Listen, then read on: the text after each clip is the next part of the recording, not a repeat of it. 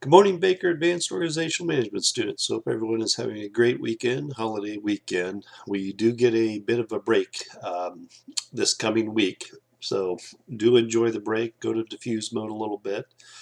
So, with next week, our Monday being July 4th, obviously we have a holiday week that entire week. So, but I decided to go ahead and post a mini lecture for week 6 now to give you some insight because you have some major projects coming up in week 6 and week 7. So I want to give you a little bit of insight of those, and then I'll go into a little bit more details to the readings of Witten to give you some insights from chapters 8 through 11. So first with that, just make sure to wrap up everything from week 5 before midnight tonight, July 3rd today.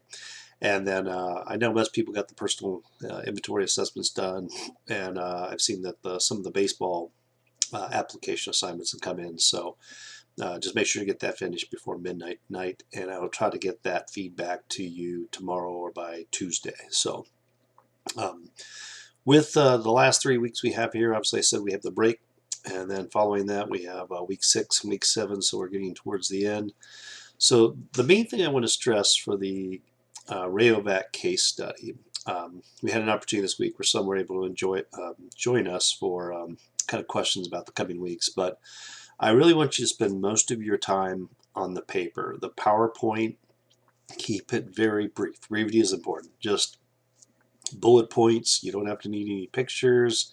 Keep it very simple. So I want you to put most of your energy into the written part, and just have the PowerPoint. You'll upload both the paper and the PowerPoint, but maybe just 15 slides of just highlighting some of the main things that you talked about from your paper. And that's just kind of use that format and the headers and just kind of move it over to the PowerPoint, and you can have that done. Check that off. So with week 7, that's where you're going to have the Ignite presentation, and I put some resources out there. This is really kind of tying to your leadership plan and style. And again, I would tell you that 5 minutes will move so fast. So with this PowerPoint in the week 7, you don't have to include a lot of text. Put some examples out there. But I want you to think of this more as, a general outline for what I put out there for the information about what you could follow. But it doesn't have to be to the script, because it's going to be 5 minutes. It's going to be pretty fast. But you should be advancing through these slides pretty quickly. And what I would suggest is record this with like Screencast-O-Matic and upload it, or do what I do. If most people out there have a Google account, create a YouTube video and share it publicly. It's pretty straightforward. I'll try to put some resources out there to kind of show you how I do it. But it's one way that you could upload that document. But capture the video. I think if you do Screencast-O-Matic, you'll be uploaded to Moodle and be saved. But you need to be able to have it in a format that other people can see it for the forum discussion. So that's another part that I have to work through, is that you kind of have to have that Ignite presentation done a little bit earlier, maybe Thursday or Friday, so other people can jump in and comment on it. So I have to work through the details of that, about how we'll do that forum discussion. I have out there listed, you'll be assigned, but I may just keep it an open forum discussion to give people time to respond as they jump in. So I'll work through some more details on that in the beginning of week 7. So other than that, just stay on top of things. Like I said, I do want you to enjoy the break, but this might be an opportunity for some of you to kind of get some of that stuff done ahead of time, put a little less pressure towards the last 2 weeks of the course. So with some of the things I want to mention from the readings this week, chapter 8, you talk about vertical integration. I think of like the value chain. The textbook talks about forward vertical integration going to the customer, or backwards integration going back to the supplier.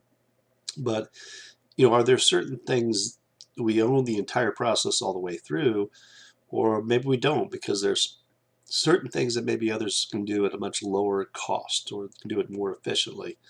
So my video went out there for a second, so I apologize. So a little blip. So anyway, a famous case study I can remember is from like Rubbermaid out of Worcester, Ohio. They did some business back with Walmart in the 90s. They took a little bit of risk, but they invested heavily in selling to Walmart. And then when the price of resin went up, which is the plastic, the oil, petroleum to make the products, they tried to pass that on to Walmart, and Walmart flat out refused those prices. And then Walmart decided to stop selling their products. And Rubbermaid, which was a relatively well-known company, became a superpower, especially with their trash cans and other things, basically became bankrupt overnight.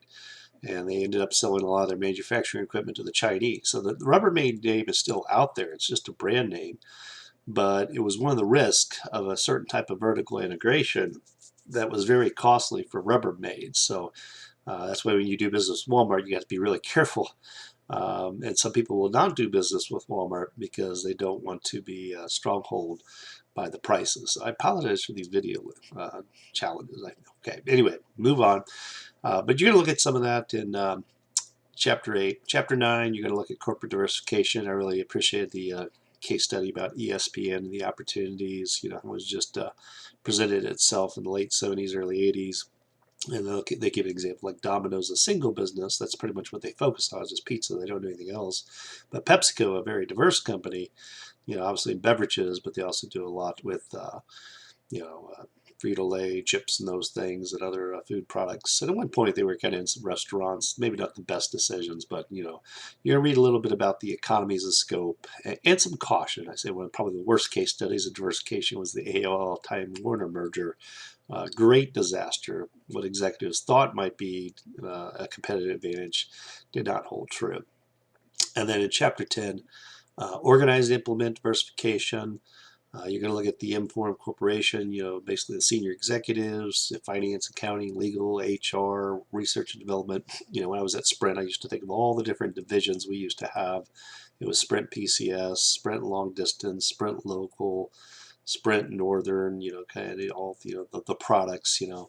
But when I have to manage all the cash, I would have all these different divisions that I would manage the cash for. And it would funnel up to one major account at Citibank. So, but you're also going to go through the concept of principal agent theorem, basically with a principal agent, you know, as stockholders or equity holders, we are the principals, and you hire managers and executives who are the agents, and you hope that those agents that you hire are making good decisions to try to improve your wealth. But that doesn't always happen, you know, so, or maybe there's not the right incentives in place. But essentially, you know, they're going to try to look at making decisions that are going to add economic value. EVA is just simply a calculation that takes what's the equity worth in the market for the firm times some required rate of return.